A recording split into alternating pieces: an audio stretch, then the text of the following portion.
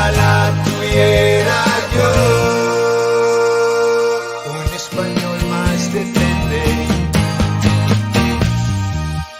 Hola, bienvenidos a Lightspeed Spanish. ¿Cómo estamos, chicos? Today I'm going to talk about por and para and a little sentence that could cause you confusion if you don't know the answer, which I'm going to give you.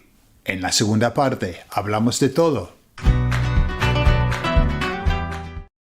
So, someone says to you in a conversation, Oye, no lo hagas por mí, ¿eh? No lo hagas por mí. And you think, okay, don't do that for me. And then in another conversation, somebody says to you, Oye, no lo hagas para mí, ¿eh? Don't do it for me. And you think, hang on a minute, no lo hagas por mí, no lo hagas para mí. What's the difference? In English, there isn't one. Don't do it for me, eh? Don't do it for me. In English, we don't know what we actually mean when we say don't do it for me. In Spanish, you know perfectly well what it means when somebody says, no lo hagas por mí. How do we know? Well, if you recall, if you've seen the video before when I talked about por and para, the concept por is the reason why you do something. It's the motivation. It's the beginning of the action. And para is the end result. It's the arrow. Para the ara. And somebody is going to receive something, or something is going to receive something with para. So when somebody says to you, no lo hagas por mí, what they're saying is, don't do that because of me, because of what you think about me, or don't make me your reason for doing it.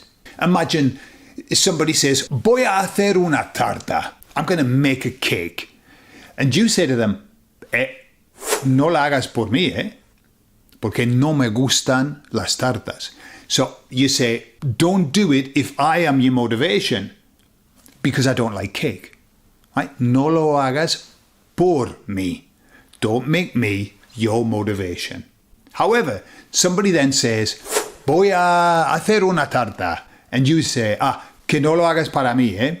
So what you're saying is, no lo hagas para mí. I don't want it. So the difference between no lo hagas para mí and no lo hagas por mí is just literally that. With por, it's not sure that it's coming to you. Whereas with para, what you're saying is, I don't want it. Let me give you an example of the difference. So imagine that you've had an argument with somebody and your friend is really angry. And they say, pues voy a hablar con él. Voy a decirle 4 verdades, okay? I'm going to tell him a few home truths. And you say, no lo hagas por mí, eh?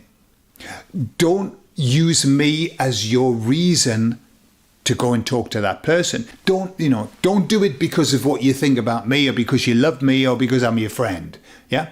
With por, you've got to put in the word because of, rather than for. With because of, in this context, it's much easier to understand. Whereas para is for me. Para, somebody is receiving something. Por is the reason why you're doing something. ¿Vale? Pues ahora hay que practicarlo. Hay que verlo cuando estéis leyendo libros o escuchando una conversación. Fijaos en el uso de por y para en estas situaciones. Es muy distinto. Bueno, chicos, muchas gracias por pasar un ratito conmigo y nos vemos la próxima vez. Os quiero mucho. Hasta luego.